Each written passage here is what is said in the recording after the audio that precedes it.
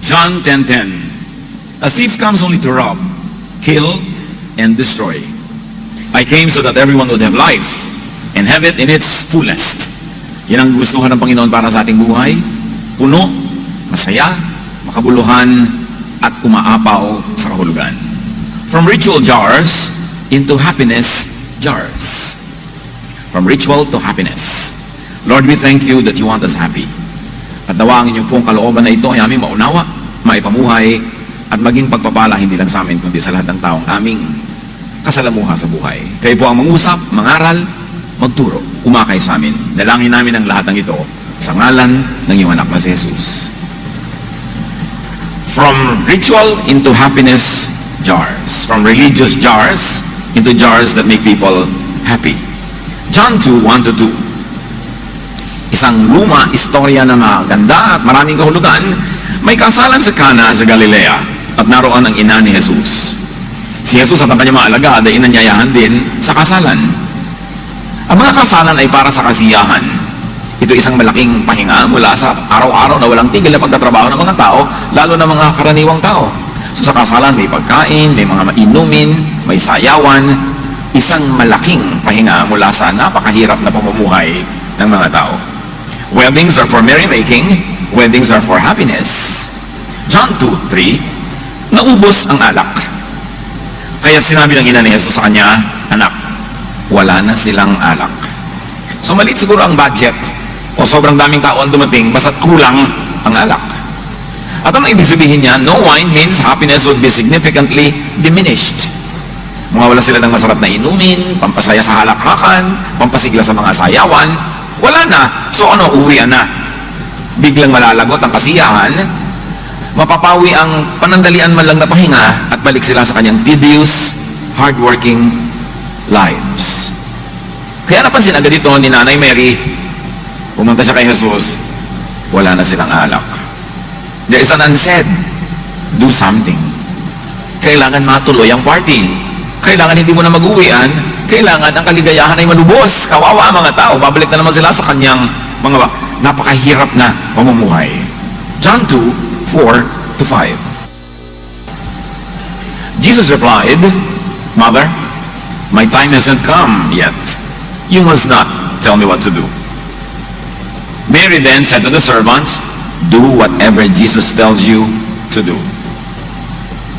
Sabi ni Jesus, ipaubayan na lang po ninyo sa akin ito, ginang, ako na ang bahala dito. Pero sabi ni Maria sa kanyang mga kasamahan doon, mga katulong, mga utusan, kung ano man ay pagawa sa inyo, gawin ninyo.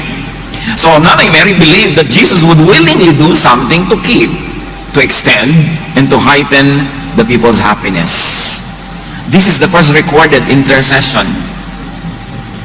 It was not something that many people would consider profound, or religious, or heavenly. It was to do something about the wine that suddenly ran short of supply. John 2:6. At the feast, there were 6 stone water jars that were used by the people for washing themselves in the way that the religion said they must. So may mga tapayan dong bato, tulad ng mga tapayan dito sa Pilipinas noong nakaraang mga panahon. Pinupuno ito ng tubig, panghugas nila sa kanilang mga kamay, sa kanilang mga paa, sa kanilang mga mukha, bago sila magsimula ng mga ritual at mga dalangin, tulad ng ginagawa ng mga Muslim hanggang sa ngayon. Naguhugas sila. Ritual washing. Ang mga ito, sabi ng Tagalog version, ay nakalaan para sa paghuhugas ayon sa ritual ng mga Hudyo.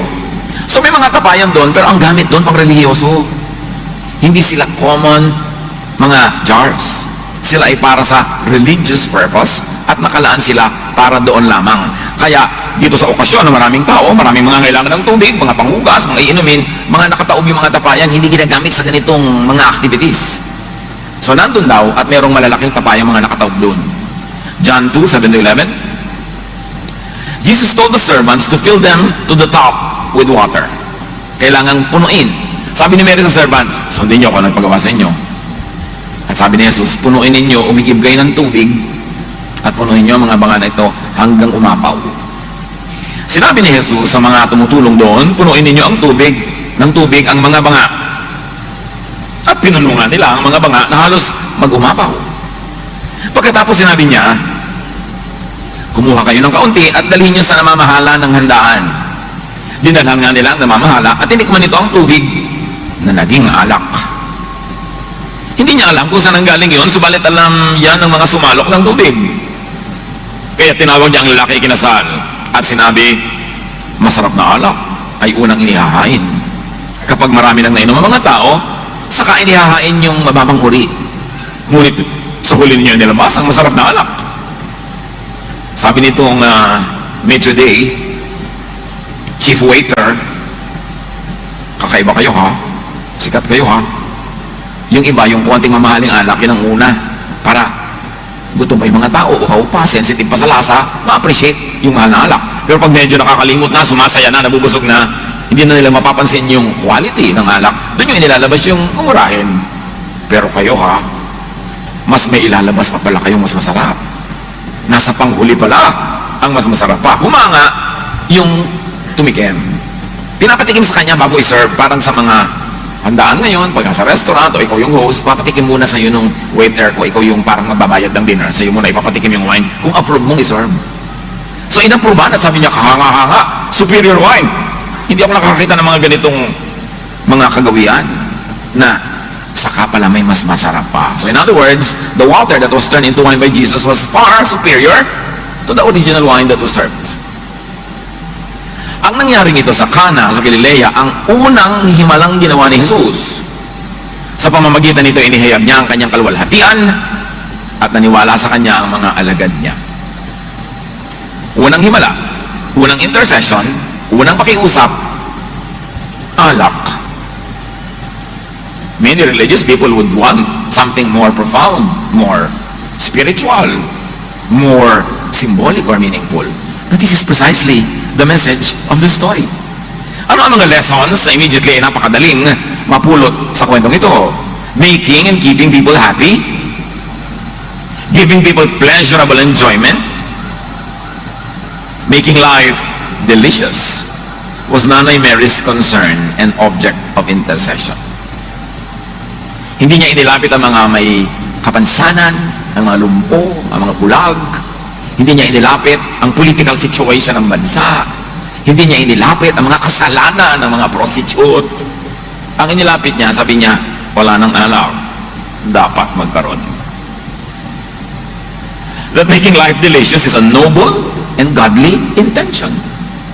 Na hindi ito dapat masamain tulad ng ginagawa ng mga maraming relihiyoso ngayon. Bawal sumaya kasi maka-Diyos ka.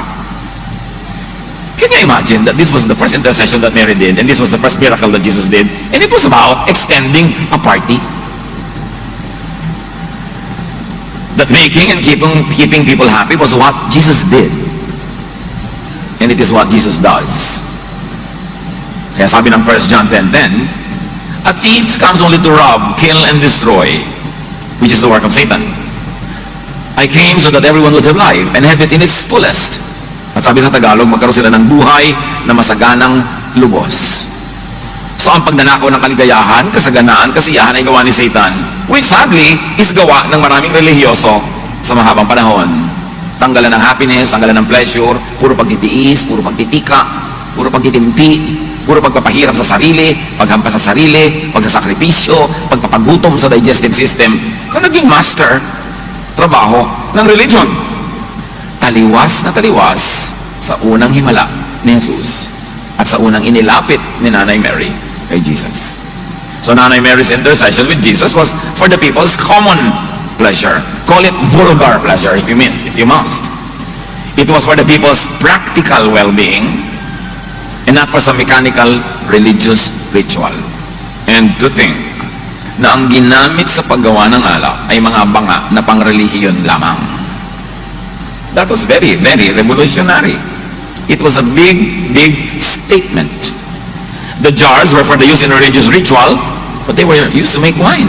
What a transformation Jesus was introducing into the spiritual life of the people. Kung may mga conservative doon, ma-offend. Banal na ba nga? Hindi pwede. Parang nung araw sa maraming mga conservative churches, kahit na mga Bible-based evangelical churches, hindi ka pwedeng gumawa ng ibang performance doon sa may harapan kasi yun ay banal na dako. Ang pwede lang mangyari doon, choir and message. Hindi ka pwede mag-present ng mga play, mga creative presentation, lalo dance. No, no, no, no, no! Kasi nga, ina-equate nila ang kabanalan sa ganong uri ng konservatismo. Another lesson, the miracle was obtained by Mary's belief in Jesus.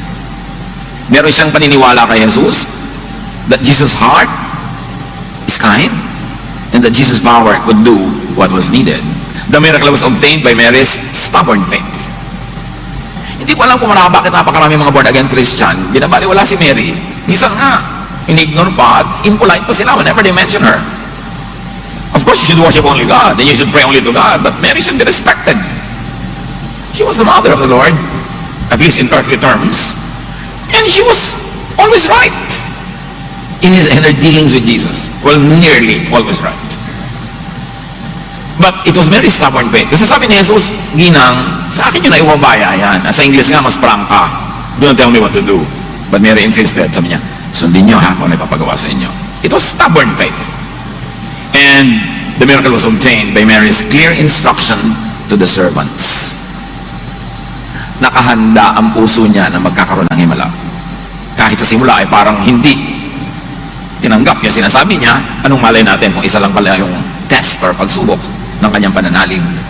Pero sabi niya, kung ano man ipagawa sa inyo, gagawin ninyo. And the miracle was obtained by the servants' faithful obedience, first to Mary, but for Mary, for them to obey Jesus. Hindi si Mary lamang ang sinunod nila, yung sabi ni Mary, nasundin nila ang ipapagawa ni Jesus. So at the end of the day, si Jesus talaga yung masusunod. And it was the servants' faithful obedience to Jesus when Jesus said, fill the jars with water. Hindi madaling sundin ng utos ni Jesus to fill the jars with water. Unang-una, umaandar na yung pagtitipon. Saan ka kukuha ng tubig? Sa balon. Malayo yun sa bahay nila. Hindi ka naman basta magbubukas lang ng gripo, lalabas na yung tubig. Iigibin yun. Malalaki mga banga, pupunuin mo. At ang bilin pa, dapat umaapaw. So, magkatrabaho na naman sila. Tapos na dapat yung preparation nila. Nanonood na sila nung nangyayaring party, nakikikain-kain na rin siguro sila. Tapos magkatrabaho na naman sila. But they obeyed. So as you can see, the miracle was obtained by teamwork. The request of Mary, the stubborn faith of Mary, the obedience of the servants, and Jesus' power. All of that worked together to turn water into wine. But not only that, to turn religious jars into jars of happiness. Hindi lang tubig ang binago, yun ding banga. Nabago ang kanyang purpose. So isang magandang lesson sa atin mga kapatid is do a Nanay Mary.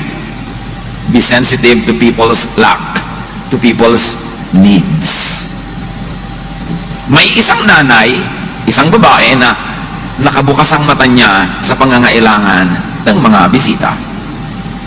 Maaari ang kamag-anak nila doon yung lalaki, kaya mas responsible sila sa ikabubuti ng pagtitipon. But she was sensitive to the people's needs and to the practical needs of the people. This is Jesusness in action. Hindi ka lang basta nalilibang sa kasiyahan, nakikiramdam ka kung anong kulang sa kapwa, kung anong kailangan pa nila. She was sensitive to the people's lack and needs. But these people here could be, in our lives, could be others, like your neighbors, your co-workers, and your friends. Yun yung equivalent ng others noon. Dumalo sila sa pagtitipon, kasama natin sila ngayon sa ating buhay. Anong need nila? Sensitive ba tayo doon? O mga anak, anong need ng mga magulang nyo? Binibigyan nyo ba ng sustento?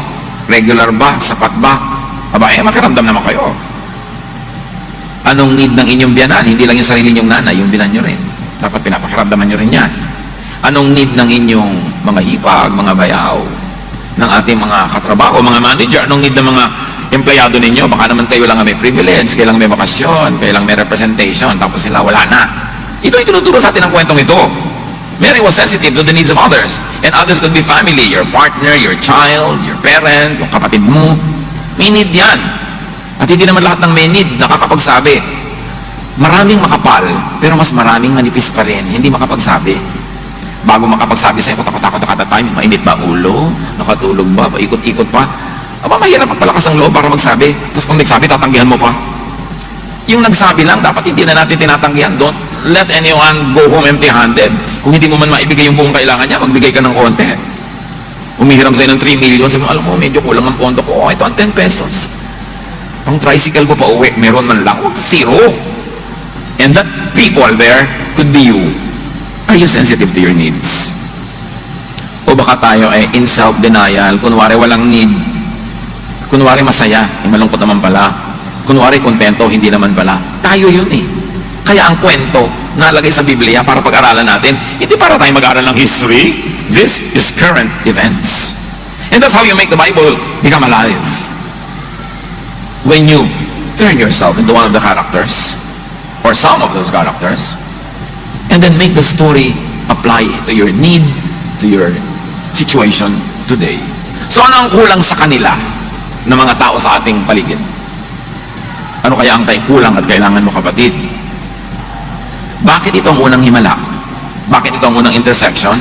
The message is clear. Ang dapat inuuna ng mga relihiyoso ay hindi ritual, hindi jars for ritual, hindi legalism, hindi pagsikil sa kasiyahan. Ang dapat inuuna ng mga tunay na mga Diyos ay ang kasiyahan ng kapwa. Lalo't ang kasiyahan na ito hindi naman masama. Ang dapat inuuna ng tunay na mga Diyos ay maging sensitive sa pangangailangan ng iba. Hindi yung laging pilipit na nga yung tao, needing na nga, pagkatapos pipigayin mo palalo sa dami ng mga hinihingi mong kontribusyon at abuloy. Paano ka naging sensitive nun?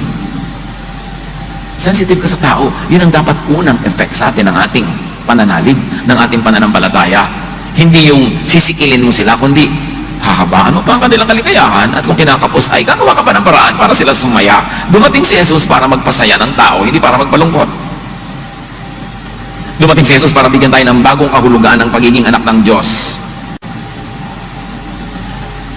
And of course, believe in Jesus. Believe that Jesus wants people, that Jesus wants you happy. It will inform your spirituality. It will frame your mindset. Kung alam mo from the beginning that the first miracle of Jesus was to make people happy, to extend a party, to turn cold jars into jars that dispensed happiness, to bring heaven down to earth, thy kingdom come. A kingdom that is full of life, a kingdom that is full to the brim, umaapaw sa kasiyahan. Not to demonize enjoyment, and not to demonize happiness when it is not against God's basic moral law. So like Nanay Mary, look at the world and look at others through that frame of faith. What frame of faith? That Jesus wants people happy. That God the Father wants Jesus to be an instrument of happiness. That Jesus was sent to make our lives full and meaningful. To add, not to take away from life. And like Nanay Mary, pray in that frame of faith. Bakit nakiusap si Mary kay Jesus? At bakit ipinilit niya? Nananalig siya na yun naman talaga ang puso ni Jesus eh. So you pray according to God's will. And when we pray according to the will of God, He hears us. That's why that water became wine. And remember this, yung mga lampas sa langit ng kabanalan, pray even for just wine. Yun nga ang unang intercession eh. Yun ang unang himala. Ibig sabihin, hindi yun maliit na bagay. At hindi yun masamang bagay. Ang masamay, nagkalasing-lasing ka na, nanakit ka na ng tao, nakapatay ka na, nag-drive ka, nakasagasa ka, yun. But wine, table wine for enjoyment, that supplemented the taste of food, that allowed people to converse, have something to sit around and talk among themselves. That was the first miracle. There is nothing you can do about it. It's the first miracle. Kaya dapat yun ma-appreciate. Inspire and move others in that frame of faith. And like the servants, work in that frame of faith. Kasi yung servant, bakit naman tayo i-give? Bakit natin ito pupunuin itong mga ceremonial jars? Wala naman seremonya. Wala namang ritual. Bakit natin pupunuin ng tubig ang ritual jars? Huwag na lang, nakakapagod. But no, against their own reason, they believed in the higher reason, first of Mary, then of Jesus. Sabi ni Jesus, di gawin natin. Naiintindihan man natin o hindi. Siya ang may sabi, di gawin. And then, kaya sila ang unang nakasaksi ng himala. Hindi naman alam nung master of the feast na tubig lang yun na naging wine eh. Sinong nakakalam? Sila na umigib. Alam niyo kung sinong nakakakita ng himala ng Diyos? Sinong nakakapagpatunay ng kabutihan ng Diyos? yung mga nagtatrabaho, yung mga naglilingkod, yung mga sumusunod. Kasi nakikita nila na ang ginagawa nila is turned into wine. Halimbawa, yung mga volunteers natin na gumagawa ng mga medical mission, dala-dala nila konting gamot, konting benda, konting ganito. Pero nakikita nila yung himala, oras na nagpagamit sila sa Panginoon, nadala nila sa mga may sakit, yung nangyayaring kaligayahan sa mga pinuntahan nila, yung paggaling ng mga may sakit, at yung pagbabagong loob nila, naaalala nilang mahal sila ng Diyos, may ginagamit ng Diyos sa mga instruments para sila ipuntahan at mahalin, nakikita nila yung mga himala. Kaya ganun din yung mga singer, yung mga dancer na pagka sila ay nagbibigay ng pupuri sa Panginoon na galing sa puso, and with their high heart, they see how people are blessed, how people are edified. And because inigib nila yung tubig, nagtrabaho sila, naglingkod sila, kita nila yung himala. Ganun ang mga Bible study teachers. Ganun ang lahat ng naglilingkod. Sila ang nakakakita kung paano pinagpapala ng Diyos yung otherwise very mundane work nila. No, kung ginawa nila para sa iba, hindi naman magiging ganun ang talab. Gusto mong makita ang Diyos na naghihimala? Be like those servants that fetch the water. Yung mga iba doon, yung nag-enjoy, hindi mo nila alam yung nangyaring himala eh. Yung mga uminom, beneficiary sila pero hindi nila alam ang nangyaring himala. Ang nakaalam, yung naglingkod. At siyempre si Mary. Nasa isang sulok siguro siya na nagpapasalamat sa Diyos.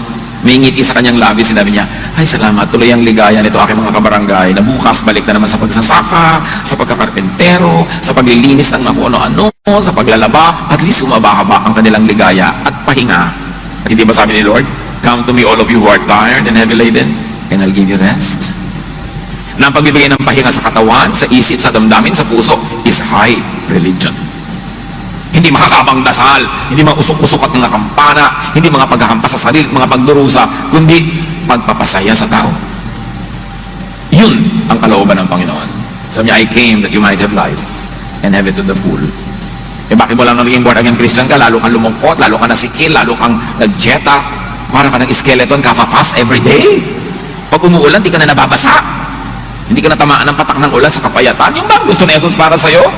Yun siguro ang gusto ng mga religious leaders. Dapat hinihiwalay natin kung ano talaga yung turo ni Jesus. Kaya pag binalikan mo yung Bible, magtataka ka, bakit yun ang first miracle? Yung iba nga hindi pwede tinuturo eh. Sabi naman natin ito ituro, baka mga tao mag-enjoy. Kaya nga nandiyan yan eh. Para natin pag-aralan. At isang maganda lecture is to do something to help people be happy and stay happy. Counselor ka, may humihingi sa'yo ng payo. Anong ending ng payo mo?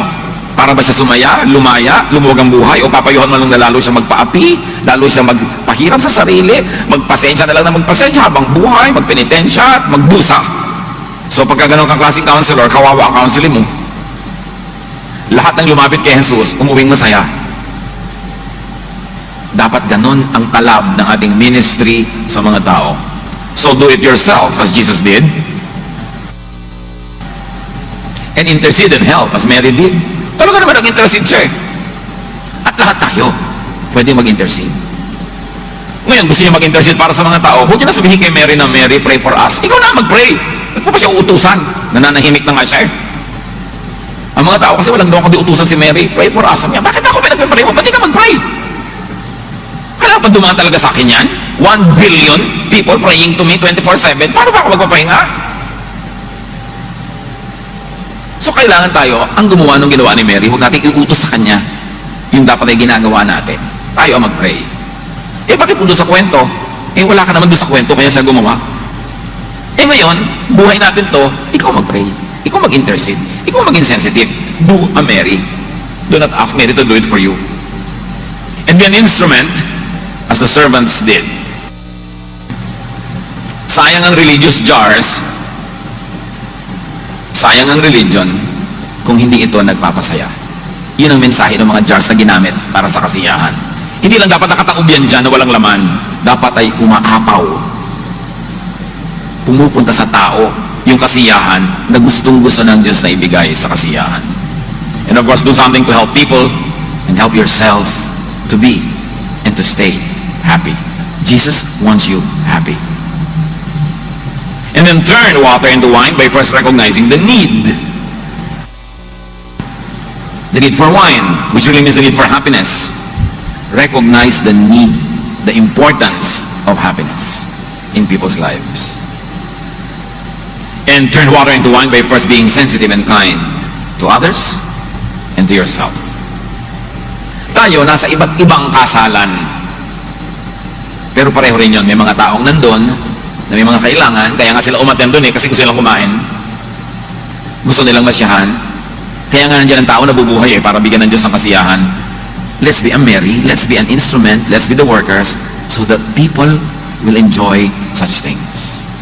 Para tayo blessings sa iba. Hindi naman, nung nakita ni Mary ang wine, sabi niya, it's a sin. Hindi Sabi niya, wala nang wine, dapat dagdagan. And it's a great lesson. Baka naman mamaya malasing-lasing na kayo dyan. Tapos sabi kasi ng pastor namin, hindi yan ang pinag-uusapang malasing. The wine is a symbol of enjoyment of anything. So, kung masarap na ulam yun, kung bagong labang kumot, ano man yan sa buhay nyo, masarapin niya yung buhay.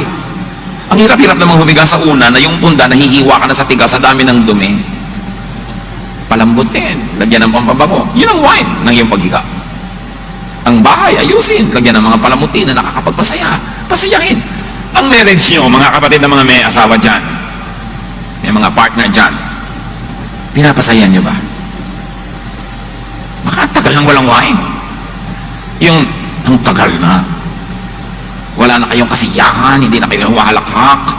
Puro na lang kayo trabaho everyday, inaatupag, hindi niyo na pinapasaya ang isa't isa. Tatandaan nyo, ang first miracle was to make life more enjoyable. Sa bahay nyo ba, yun yung wedding ninyo, yun yung inyong reception. Sensitive ba kayo? Wala nang wine. Kinakain pa ba yung mga anak? Minsan may mga magulang na saksakan ng batugan. Wala nang kinakain yung mga anak. Hindi na nga wine wala nang kanin. So sensitive ka. Meron tayong pananagutan sa isa't isa. In your neighborhood, pinapaganda nyo ba yan? O kasama kayo sa nagkakalat, kasama tayo sa nagpapark sa mali, nagpapasikip sa traffic? Sa church ba, may wine pa? Tinitignan ba, ano kaya ang need ng church? Ano ba pwede kong idagdag dito? Alam niyo kung bakit dumamit ng mga pagkalaking mga electric fan natin na yan? Dahil merong isang nagsimula na sabi niya, parang gusto kong mag-donate para naman lumamig-lamig. Kaya hindi ko na kayo nakikita ang paypay ng paypay dyan Yung iba nga gusto pa magdala ng jacket. At dahil may isang gumawa ng mabuti, marami na ngayong nagtularan kasi kung minsan kailangan lang na example Kahit saan ka naroon, dapat para kang si Mary. Nagpitikin ka, ay walang ganito. Hindi reklamo ka ng reklamo. Ang gaspang-gaspang po ng toilet paper sa banyo, pastor. Di magdala ka naman ng bot. Ikaw ang nakakita na walang wine, di magdala ka, gumawa ka ng paraan dyan. Hindi yung puro reklamo sa buhay. Ganun tayo dapat sa ating mga pamilya, mga kaibigan, be a Mary. Sensitive. At inilapit niya yon. Not that Jesus was not aware of it, but the story has it that somebody, a human being, will be sensitive to the need of another human being and will bring it to the attention of the divine. Not that the divine does not know it, but the divine wants to bless us through other people who intercede for us. So that we develop a chain of relationship, interrelation, needing one another, being happy together. Yun ang fellowship. Saan man kayo pupunta, tingnan nyo kung paano nyo mapapaganda, mapapasaya. Dadalaw kayo sa may sakit, lalo't may pera kayo. Alam nyo lalo ng kapos, dumaan muna kayo sa kaheran ng ospital. Magkano na po ang balance as of this minute ni ganitong pasyente? Babayaran ko na po. At pagpasok mo doon sa kwarto, ang dala-dala mo resibo. Bayad na kayo up to today. Di ba? Ang saya na dala-dala. Kasi kung isang bulaklak na nakakahika. May dala ka o kaya binayaran mo ng konti. Kasi kaya natin gawin yun. Minsan hindi lang tayo sensitive. Hindi lang natin naiisip na dapat gawin. Pupunta ka sa mga lamay, magdala ka ng 20 siopaw. Kahit malang konti, may maipakain doon. Huwag naman isang balding biskwet kasi nakakauhaw kainin yun. Pero kung yun na na-afford mo, pwede rin. Kung gusto natin mga kapatid, wherever we go, we can be a blessing. Dispenser of blessing. At ang makikita mong himala, ganito. Ang Diyos pala, pag may ginagawa kang little, pinaparami niya talaga. Parang yung bata na binigay niya yung konting tinapay niya at konting isda, ang dami na pakain, just because he was willing to give it. Pag willing tayo, marami tayong makikitang himala. At tulad nga ng itihitiin natin, the jars were originally meant for just religious ritual, but now they were used for practical purposes na nagpapasaya. Jesus was turning the old religious jar into a new spiritual jar, containing and dispensing the new and superior wine of God's love, kindness, and generosity. Revolutionary ang mensahe ni Jesus. Hindi masaya ang Diyos sa langit sa sitwasyon ng mga tao sa lupa at sa pagpapahirap sa kanila ng kanilang mga relihiyon. Kaya pinadala si Jesus para ituwid ang baluktot, liwanagan ng madilim, pasayahin ang mga anak ng Diyos. Jesus was turning religious ritual jars into a spiritual instrument of love, of mercy, of tenderness, and love. And Jesus was turning ritualistic religion into a practical movement of love. And remember, as if this is not obvious, that was the first miracle. Yun ang panganay na himala na dapat should inform all other spiritual realizations. It was very highly symbolic, not to mention that it was also very practical. So a lesson for us is to turn religion into a useful and functional tool in satisfying practical daily needs of people. Ibaba ang langit, dalhin sa lupa. Kaya itinuro ni Jesus na dalangin, mapasa amin ang kaharian mo. Masunod ang loob mo dito sa lupa, gaya ng nasusunod yun sa langit. Hindi pinag-pray na dalhin niyo po kami sa langit. Matagal pa yun. Ang prayer, mapasa amin ngayon na ang kaharian nyo. Masunod dito ang inyong mga patakaran, ang inyong mga katuruan, di para na rin kami ang nasa langit pag naging ganon. Yan ang kahulugan ng panalangin. Thy kingdom come, thy will be done on earth as it is in heaven. Hindi sinabing bring us to heaven, but bring heaven down to us. And it happens when there are people like Mary, like the servants, and of course, by the power of Jesus. James 1:27. Ang relihiyon na dalisay at walang dungis sa harap ng ating Diyos at Ama ay ito: pagtulong sa mga ulila at sa mga byuda sa kanilang kahirapan. Ang tunay daw, dalisay, sakdal, malinis, kaibig-ibig na relihiyon ay pagpapaginhawa sa mga nahihirapan, pagpapasaya sa mga nalulungkot, pagpapakain sa mga gutom, pagpapalaya sa mga bilanggo, pagpapaluwag ng dibdib ng mga nasisikipang huminga, pagpapasaya sa tao. High religion yun. So share, teach, articulate, and exhibit your faith through acts of kindness and consideration to other people's happiness and well-being. Pasayahin yung mga tao na malungkot. At kung masaya na sila, huwag kayong killjoy. High religion wants people to be rested, relaxed, happy. High religion is not killjoy. It's not a spoiler of people's fun tulad ng akala ng iba. So be a Mary, be sensitive. Sino ang mga bisita nyo sa inyong buhay na may kakapusan, kasalatan, na through your intercession, through your practical help, could be reached by the love of God? Dear God, buksan niyo po ang aming puso kung paano kami magiging tulad ni Mary at ng mga servants na naging kasangkapan sa pagpapasaya ng mga tao, pagdagdag ng kulay sa kanilang buhay. At turuan niyo rin po kami, Lord, to be appreciative. Kung kami naman ay namiministera ng iba, maging appreciative kami sa inyong mga pagpapala, sa inyong mga binibigay sa amin. And the highest form of appreciation is by extending your goodness that we receive and by giving it to other people. Ipaliwanag mo sa amin ang kahulugan ng kwentong ito sa aming pang-araw-araw na buhay at makapamuhay kami ayon sa leksyon na itinuturo ng unang himala ng iyong anak na si Jesus. Samantali natin pagbulay-bulayan ang kahulugan nito sa ating buhay.